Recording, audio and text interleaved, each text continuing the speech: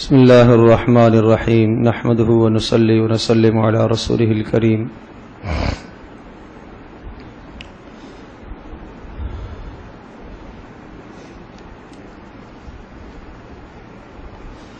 سورۃ الزمر میں اخلاص کی دعوت دی گئی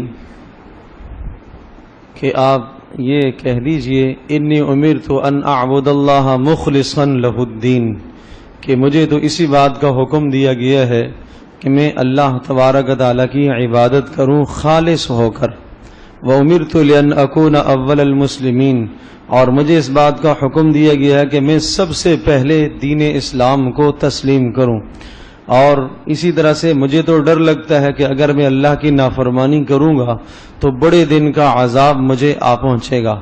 قل کہہ دیجئے اللہ اعبد مخلصا لہ دینی، میں تو اللہ ہی کی بندگی کرتا ہوں خالص ہو کر، فاعبدوا ما شئتم من دونی، تم جس کی بندگی چاہو کرو، قل ان الخاسرین الذین خسروا انفسهم واہلیہم یوم القیامہ، بتا دیجئے آپ فرما دیجئے کہ یقیناً خسارہ اور نقصان پانے والے وہ لوگ ہیں جنہوں نے اس دنیا میں اپنے آپ کو بھی گھاٹے میں ڈالا اور اپنے گھر والوں کو بھی گھاٹے میں ڈالا، یہ لوگ حقیقت میں خسارے والے ہیں، جو دین سے دور ہوگے وہ خسارے والے ہیں۔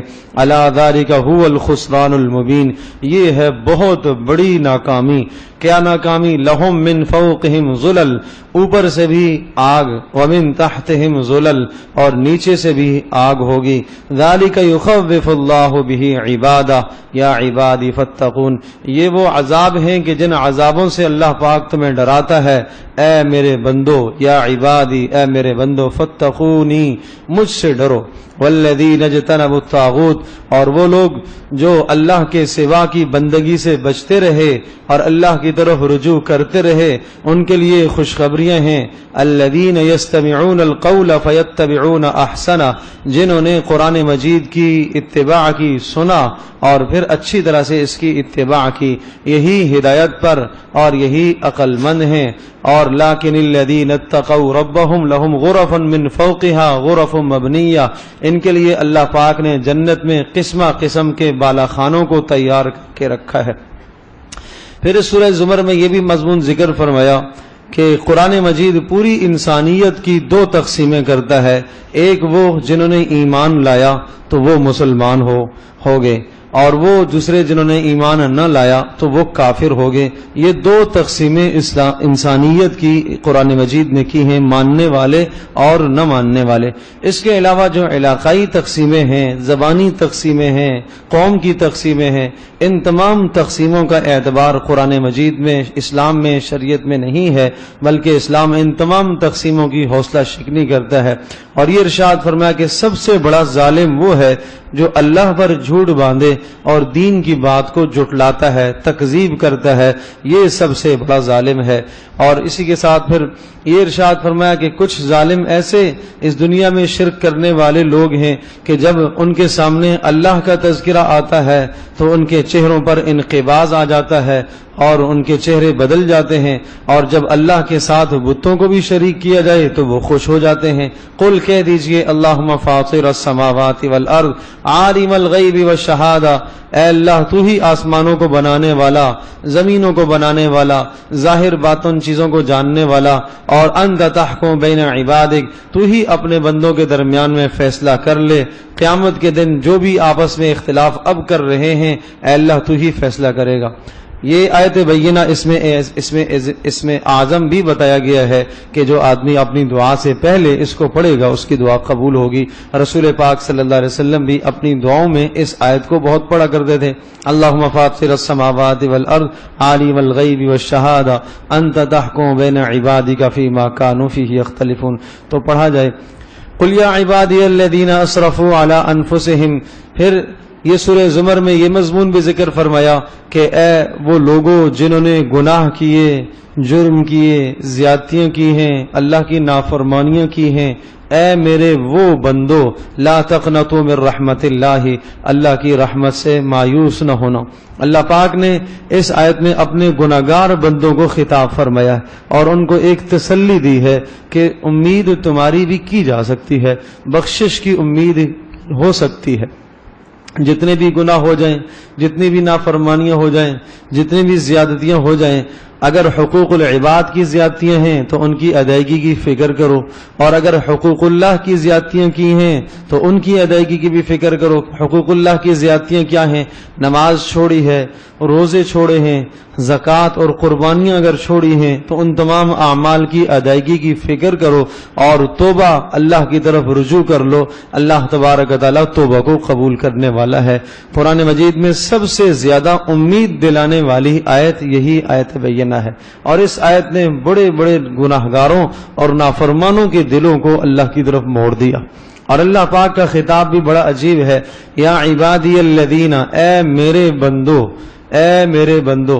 جب بات یہ آئی کہ اے میرے بندو، فوری خیال آیا کہ شاید اس لفظ سے مراد وہ بندے جو راتوں کو قیام کرنے والے، جو تہجد پڑھنے والے، قرآن کی تلاوت کرنے والے، حج و عمرہ کرنے والے. کہا نہیں، الذین اسرفوا علی انفسہم، جنہوں نے اپنے اوپر زیادتی کی ہے گناہ کر کے.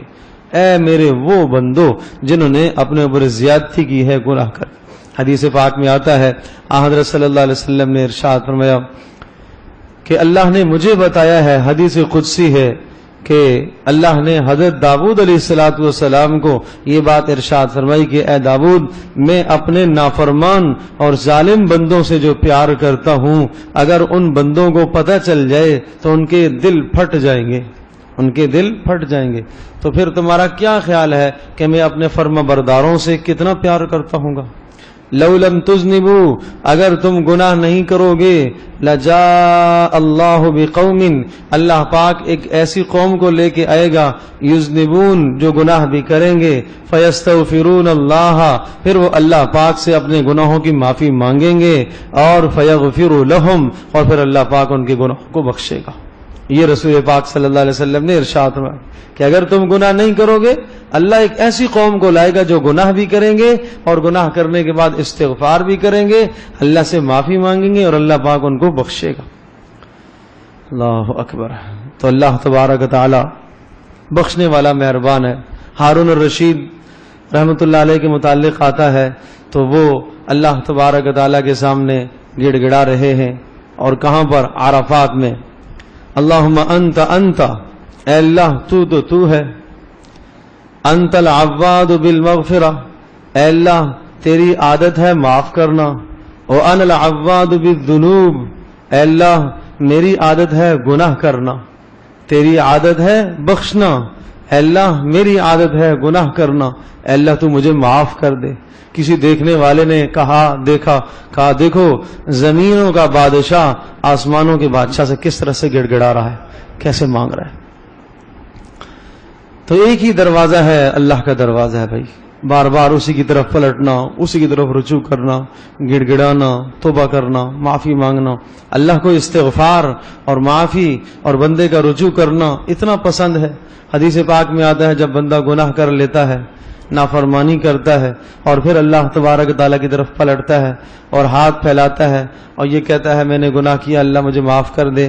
اللہ پاک فرشتوں سے کہتے ہیں دیکھو اس میرے بندے کو دیکھو، اس نے گناہ کیا، گناہ کرنے کے بعد اس نے مجھے پکارا، اس کو پتہ ہے اس کا کوئی رب ہے، جبھی تو اس نے مجھے پکارا، تم گواہ رہو میں نے اس کو معاف کر دیا. پھر گناہ کر بیٹھتا ہے، پھر دوڑتا ہوا آتا ہے، پھر پکارتا ہے، معافی مانگتا ہے، پھر کہتے ہیں اللہ پاک دیکھو اس میرے بندے نے گناہ کیا، اس کو پتہ تھا اس کا کوئی رب ہے اس لیے اس نے مجھے پکارا ہے، تم گواہ رہو میں نے معاف کر دیا. اور اگر یہ 100 بار بھی گناہ کرے گا جب بھی میں اس کو معاف کرتا رہوں گا. اتنی اللہ کی مہربانی ہے، اتنا اللہ کا کرم ہے. تو اس لیے اللہ کی طرف رجوع کرنے کی ضرورت ہے. ان اللہ یغفر الذنوب جميعا، اللہ پاک سب گناہوں کو معاف کرنے والا ہے، اور انہ هو الغفور الرحیم، وہ بخشنے والا مہربان ہے. لیکن اگلی بات سنو، وانیبوا الی ربکم، اور اپنے رب کی طرف دوڑ لگاؤ، رجوع کرو. واسلموا له، اور اس کے حکموں کو مان لو، تسلیم ہو جاؤ اس کے سامنے. من قبل ان یأتیکم العذاب، پہلے اس سے کہ عذاب آ جائے تمہارے اوپر. ثم لا تنصرون، اور پھر تمہاری مدد نہ کی جائے. اس سے پہلے یہ توبہ، یہ استغفار، یہ سب کچھ معتبر ہے. کب تک؟ موت سے پہلے، عذاب کے آنے سے پہلے. وَاتَّبِعُوا أَحْسَنَ مَا أُنزِلَ إِلَيْكُم مِّن رَّبِّكُم، اور جو قرآن تمہاری طرف اتارا گیا اس کی اتباع کرو. مِن قَبْلِ أَن يَأْتِيَكُمُ الْعَذَابُ بَغْتَةً، پہلے اس سے کہ اچانک عذاب آ جائے اور تمہیں شعور بھی نہ ہو. ان تقول نفس یا حسرۃ علی ما فرطت فی جنب اللہ وان کنت لمن الساخرین، اس وقت سے پہلے کہ جب قیامت کے دن تم عذاب آ جائے اور تم افسوس کرو اور کہو کہ ہائے افسوس، میں نے اللہ کے حق میں کوتاہی کی ہے اور دنیا میں ایمان والوں کے ساتھ مذاق کیا کرتا تھا، اس سے پہلے تم مان لو. او تقولا لو ان اللہ ہدانی لکنت من المتقین، اور قیامت کے دن تم یہ نہ کہنا کہ اگر اللہ پاک مجھے ہدایت دیتا تو میں بھی متقی بن جاتا. اللہ پاک نے تو ہدایت کے لیے راستے کھولے ہیں، توبہ کے لیے تمہیں بارہا بتایا گیا، کیوں نہ رجوع کیا.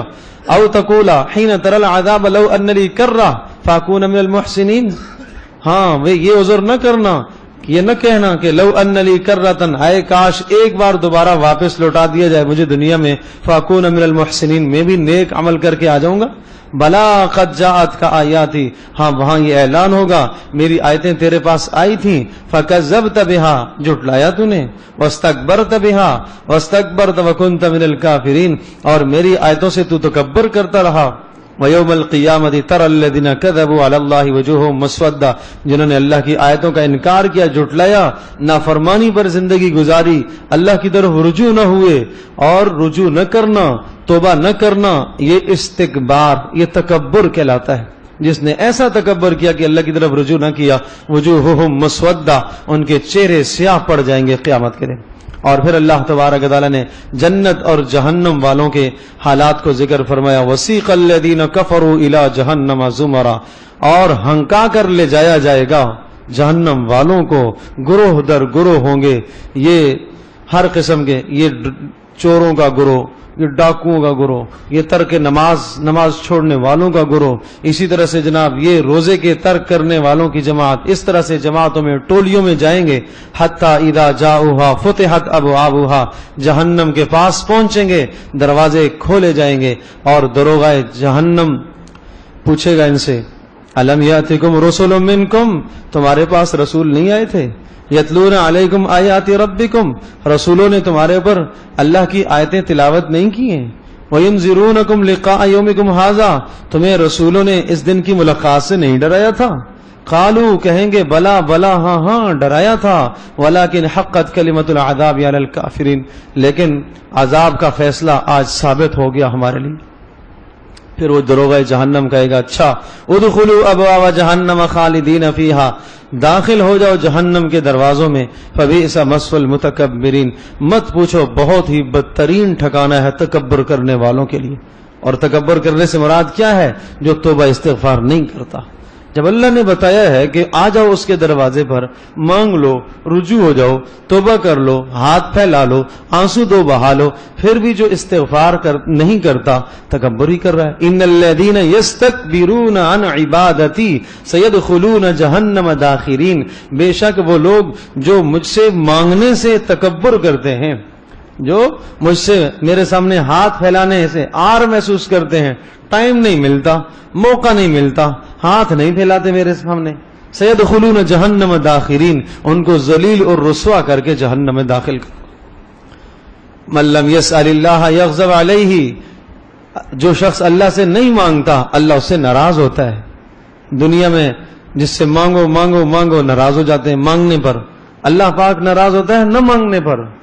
جو اس سے جتنا مانگتا ہے اللہ اتنا خوش ہوتا ہے، اللہ اتنا خوش ہوتا ہے.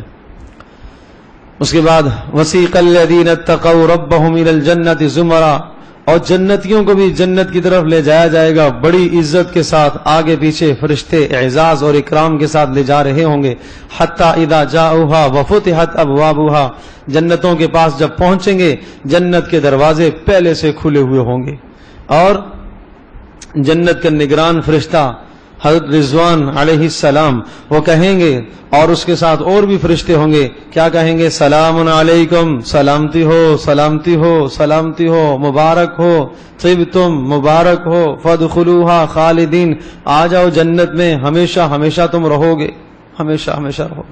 اور پھر جنت والے جب اندر آ جائیں گے یہ کہیں گے الحمدللہ الذی صدقنا وعدہ، ساری تعریفیں اس اللہ کے لیے جس نے ہمارے وعدے سچے کر دیے، وَأَوْرَثَنَا الْأَرْضَ، اور جس نے ہمیں اس جنت کا وارث بنایا، نَتَبَوَّأُ مِنَ الْجَنَّةِ حَيْثُ نَشَاءُ، جہاں ہم چاہیں ٹھکانہ بنائیں، فَنِعْمَ أَجْرُ الْعَامِلِينَ، اور کتنا ہی اچھا اجر ہے کام کرنے والوں کا، وَتَرَى الْمَلَائِكَةَ حَافِّينَ مِنْ حَوْلِ الْعَرْشِ، اور آپ دیکھیں گے فرشتے اللہ کے عرش کے چاروں طرف پر پھیلائے ہوئے، یسبحون بحمد ربہم، اپنے رب کی حمد کی تسبیح کر رہے ہوں گے، سبحان اللہ وبحمدہ، سبحان اللہ العظیم کے کلمے پڑھ رہے ہوں گے، وقضی بینہم بالحق، اس طرح سے فیصلہ ہوگا، وقیل الحمد للہ رب العالمین، اور جنتی اس وقت کہیں گے ساری تعریفیں اس اللہ کے لیے جو سارے جہانوں کا پالنے والا ہے۔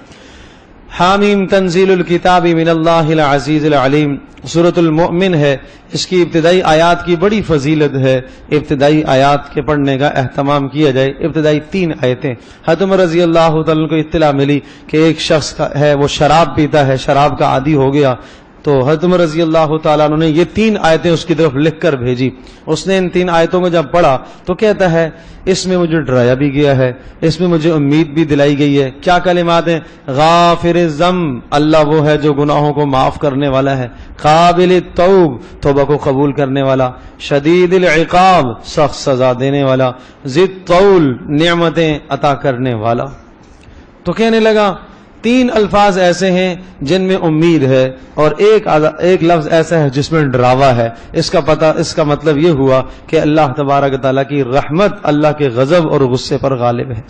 اس لیے کہنے لگا کہ میں نے بہت گناہ کیے، لیکن امید کی جا سکتی ہے، اس آیت سے پتہ چل رہا کہ میری بھی بخشش ہو جائے گی۔ چنانچہ حضرت عمر رضی اللہ تعالیٰ کے اس خط کو، ان آیات کو وہ پڑھ کر وہ دوبارہ اس نے توبہ کی اور نیک صالح آدمی بن گیا، اس نے شراب بھی چھوڑ دی۔ اس کے بعد اللہ تبارک تعالیٰ نے آخرت کے کچھ احوال پھر ذکر فرمائے، ان الذین کفروا ینادون لمقت اللہ اکبر من مقتکم انفسکم اذ تدعون الی الایمان فتکفرون، اللہ کے سوا جو غیروں کو پکارتے ہیں، کتنے غضب کی بات ہے، غصے کی بات ہے، غصے کی بات ہے۔ قیامت کے دن وہ کہیں گے اے اللہ 2 موتیں تو نے دے دی، 2 زندگیاں تو نے دے دی، اے اللہ ہم نے اپنے گناہوں کا اعتراف کر دیا، اے اللہ کوئی خلاصی کی صورت ہے؟ نہیں، خلاصے کی صورت نہیں۔ سب کو اللہ تبارک تعالیٰ موت دے دے گا، اور وہ عرش والے فرشتے وہ بھی مر جائیں گے، ملک الموت جو موت والا فرشتہ ہے اس پر بھی موت طاری ہو جائے گی۔ پھر اللہ تبارک تعالیٰ میدان محشر میں سب پر فنا، اور اللہ پاک ارشاد فرمائیں گے میرے عرش کے نیچے جو ہے سب پر فنا ہے، آج سب پر موت آئے گی، حملۃ العرش رہ جائیں گے۔ پھر آئیں گے ملک الموت اللہ کے دربار میں، اللہ پوچھیں گے جاننے کے باوجود کون بچ گئے، تو وہ کہیں گے یا اللہ حملۃ العرش، عرش کے اٹھانے والے بچ گئے، اور ہم 4 ہیں اور آپ بچے، آپ باقی ہم فانی۔ اللہ پاک ارشاد فرمائیں گے حملۃ العرش کو بھی موت دے دو، عرش کو اٹھانے والوں کو۔ پھر وہ کہیں گے یا اللہ عرش کون اٹھائے گا؟ اللہ فرمائیں گے میرا امر اٹھائے گا، میرا حکم آج اٹھائے گا۔ عرش والے بھی مر جائیں گے۔ پھر پوچھیں گے اب کون باقی بچا؟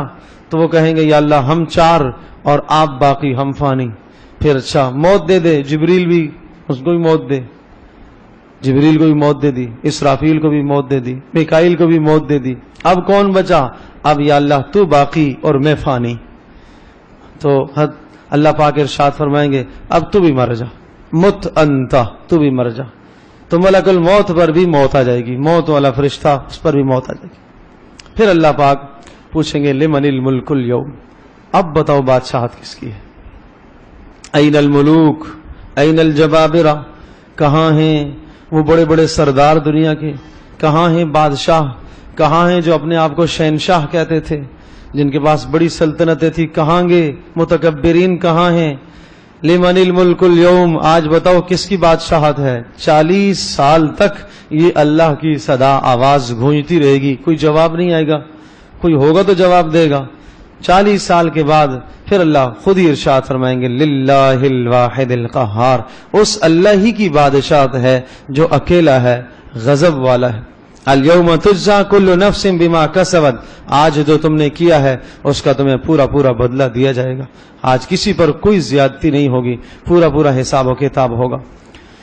پھر اس کے بعد حضرت موسیٰ علیہ السلام کا تذکرہ فرمایا اور موسیٰ علیہ السلام پر ایک شخص ایمان لایا، یہ فرعون کے خاندان کا آدمی تھا، اور اس کا تذکرہ کر کے یہ سمجھایا جا رہا کہ دیکھو فرعون کی قوم میں سے ایک آدمی، وقال رجل مؤمن من آل فرعون، فرعون کتنا ظالم اور جابر حکمران، اور اس کے خاندان کا ایک آدمی وہ موسیٰ علیہ السلام پر ایمان لایا۔ تو اگر قیامت کے دن کوئی شخص یہ عذر کرے گا کہ میں اس لیے نہیں دین پر عمل کر پایا کہ وہاں سختیاں تھیں، ظلم تھی، زیادتیاں تھیں حکمرانوں کی طرف سے، یہ رجل مومن کو لایا جائے گا، اس کو کھڑا کیا جائے گا۔ تم بتاؤ تمہارے اوپر زیادہ سختیاں تھیں اور حکمران تیرا سخت تھا یا اس شخص کا زیادہ سخت ہے؟ اس سے تو ایمان لایا رجل مومن نے، اس اللہ کے بندے نے ایمان لایا، اپنی قوم کو بھی سمجھایا، پہلے تو چھپاتا رہا ایمان، بالآخر ایمان کب تک چھپتا ہے؟ ایمان چھپتا نہیں ہے، ایک دن ظاہر ہو جاتا ہے۔ اور فرعون ظالم نے کیا کہا؟ ما اریکم الا سبیل الرشاد، میں جس راستے کو بتا رہا ہوں نا یہ سیدھا راستہ ہے، ہاں میں تمہیں سیدھے راستے کی طرف بتا رہا ہوں۔ وہ کہنے لگا رجل مومن جس نے ایمان لایا فرعون کے خاندان سے، جو انہوں نے کہا انی اخاف علیکم مثل یوم الاحزاب، مجھے ڈر لگتا ہے گزشتہ قوموں کی طرح تمہارے پر عذاب نہ آ جائیں، جیسے قوم نوح، قوم عاد، قوم سمود پر آیا ہے، اور اللہ کسی پر ظلم نہیں کرتا، اور یہ اگر دنیا میں نہیں آئے گا تو آخرت میں تو عذاب آئے گا ہی آئے گا۔ اور تم یہ کہا کرتے تھے کہ ارض مصر میں یوسف علیہ السلام کے بعد کوئی نبی نہیں آئے گا، تمہارا یہ خیال تھا، اللہ نے موسیٰ کو بھیجا ہے، اس کی اتباع کر لو۔ پھر فرعون اس کی تقریر اور اس کی بات کو رد کرنے کے لیے، اس کا تمسخر اور مذاق اڑانے کے لیے کہنے لگا اپنے وزیر حامان سے ایک محل تو بناؤ، ذرا ایک بلند ایک ٹاور بناؤ، اس پر میں چڑھوں گا، عمارت بناؤ۔ کیا کرو گے بھائی چڑھ کے؟ اس پر چڑھ کر دیکھوں تو صحیح موسیٰ کا رب ہے کہاں پر؟ یہ کہتا ہے آسمانوں میں ہے، میں دیکھ تو آؤں ہے کہاں؟ فاطلع الی الہ موسیٰ، موسیٰ کے رب کو دیکھوں تو صحیح ہے کہاں وہ؟ وانی لاظنہ کاذبا، میرا تو خیال ہے کہ یہ جھوٹ بولتا ہے۔ اللہ نے ارشاد فرمایا وَكَذَلِكَ زُيِّنَ لِفِرْعَوْنَ سُوءُ عَمَلِ، اس طرح سے فرعون کے لیے برے اعمال خوبصورت کر دیے گئے، شیطان نے اس کے لیے برے راستے اچھے کر دیے۔ اور وہ آدمی، یہ سمجھایا جا رہا ہے کہ دیکھو اس دنیا کے اندر برائی انسان کے لیے جب شیطان اسے اچھا کر کے دکھاتا ہے تو آدمی سمجھتا ہے کہ میں تو ٹھیک کر رہا ہوں۔ تو اس کو قرآن اور حدیث پر پرکھو کہ آپ جو عمل کر رہے ہو ٹھیک کر رہے ہو یا غلط کر رہے ہو۔ اور پھر اس کے بعد آخری اس نے تقریر جب کی اور رجل مومن نے اتبعونی اہدکم سبیل الرشاد، دیکھو میں تمہیں سیدھے راستے کی طرف بتا رہا ہوں، بھائی میری بات سن لو، انما هذه الحیات الدنیا متاع، یہ دنیا تو عارضی سامان ہے، آخرت کی زندگی ہمیشہ والی ہے۔ اور دیکھو جو آدمی ایمان اور اعمال صالحہ کرے گا اللہ پاک اسے جنت میں داخل کرے گا اور بے انتہا اسے رزق دے گا، اور میں تمہیں اللہ کی طرف بلاتا ہوں، تم مجھے شرک کی طرف بلاتے ہو۔ اب بول پڑا، ایمان ظاہر کر دیا اس نے۔ ایمان ظاہر کرنا تھا کہ فرعون نے اس کے قتل کا منصوبہ بنایا اور 1000 فوجیوں کی سپرد کر دیا، پکڑو اس کو اور اس کو جا کے پہاڑ سے نیچے گرا کے آؤ، عبرتناک سزا اس کو۔ وہ 1000 فوجی اس کو لے کے گئے تو راستے میں ایک سخت اللہ کی طرف سے عذاب آیا، بجلی کی کڑک آئی، 500 تو وہاں مارے گئے، 500 مارے گئے، 500 جو باقی بچے وہ بھاگے واپس، بجلی کی کڑک سے ڈر کے مارے بھاگے واپس۔ فرعون کے پاس آئے، کہا کیا ہوا؟ کہا وہ تو بچ گیا اور کوئی عذاب آیا اور بجلی آئی، وہ تو مر گئے 500۔ تو ان 500 کو فرعون نے مار دیا کہ تم ان کو مار کے آگے ہو 500 کو۔ فرعون نے ان کو بھی قتل کر دیا، وہ بچ گیا۔ اللہ نے ارشاد فرمایا فوقاہ اللہ سیئات ما مکر، اللہ جس کو بچائے، 1000 آدمی اس کو مارنے پر تلا ہوا، 1000 چھوڑو پوری حکومت مارنے پر تلی ہوئی ہے، اللہ پاک جس کو بچائے کون مار سکتا ہے؟ فرمایا فوقاہ اللہ سیئات ما مکروا، اللہ پاک نے اس کو بچا لیا اس برائی سے اور ان تدبیروں سے جو انہوں نے تدبیریں کی ہیں۔ وحاق بآل فرعون سوء العذاب، اور فرعون کے سارے خاندان پر اور اس کے ماننے والوں پر سخت عذاب آ پڑا۔ اور پھر آخر میں اس سورہ مبارکہ کے آخر میں اسی طرح سے رسول پاک صلی اللہ علیہ وسلم کو تسلیاں کہ اگر نہیں مانتے آپ کی بات تو آپ فصبر ان وعد اللہ حق، بس آپ انتظار کریں، اللہ کا کچھ وعدہ ہے، کچھ ٹائم لگے گا، وقت لگے گا۔ فَإِمَّا نُرِيَنَّكَ بَعْضَ الَّذِي نَعِدُهُمْ، جو ہم نے وعدے کیے ہیں ان لوگوں سے عذابوں کے، یا تو ہم آپ کو دکھائیں گے دنیا میں، اور بدر میں دکھایا وہ وعدہ، بدر میں وہ وعدہ دکھایا، سارے سردار بڑے بڑے مارے گئے، او نتوفینک فالینا یرجعون، یا یہ ہے کہ ہم آپ کو موت دے دیں گے، آپ دنیا سے رخصت ہو جائیں گے، اس کے بعد یہ ہمارے پاس آئیں گے تو ہم ان کا حساب کتاب کر لیں گے۔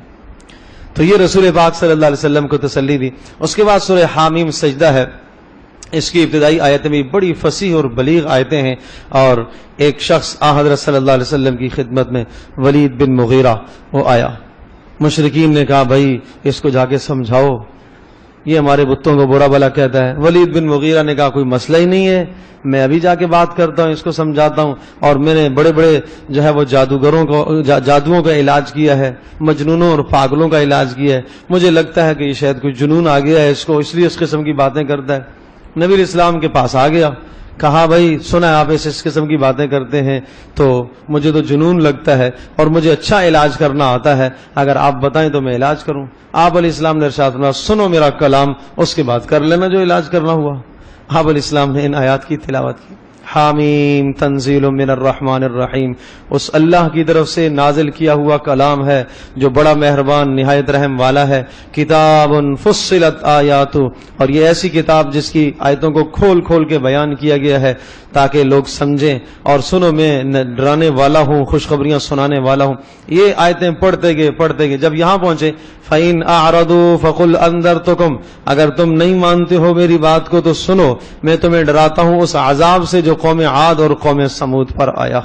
جب عذاب کا لفظ اس نے سنا تو رسول پاک صلی اللہ علیہ وسلم کے منہ پر آ کر ہاتھ رکھ دیا، کہ بس اب میرا دل پھٹ جائے گا، آگے نہیں پڑھنا۔ تو قرآن میں یہ اثر ہے۔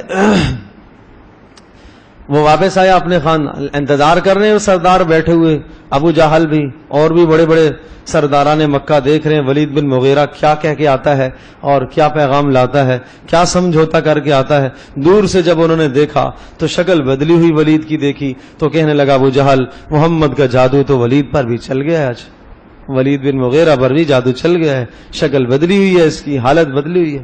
آپ علیہ السلام سے جب یہ اٹھ کے آیا تو حالت بدلی ہوئی تھی، اور دل میں بات تو آ رہی ہے کہ ٹھیک کہہ رہا ہے۔ تو پھر آ کے کہنے لگا کہ بھائی دیکھو میری بات سن لو، فلاح اور کامیابی اسی میں ہے کہ اس شخص کی بات مان لو، یہ جو کہہ رہا ہے ٹھیک کہہ رہا ہے، اور میں نے مجنونوں کے کلاموں کو سنا ہے، ایسا کلام میں نے نہیں سنا جو یہ کلام یہ پیش کر رہا ہے، مجھے لگ رہا ہے کہ یہ نبی ہے۔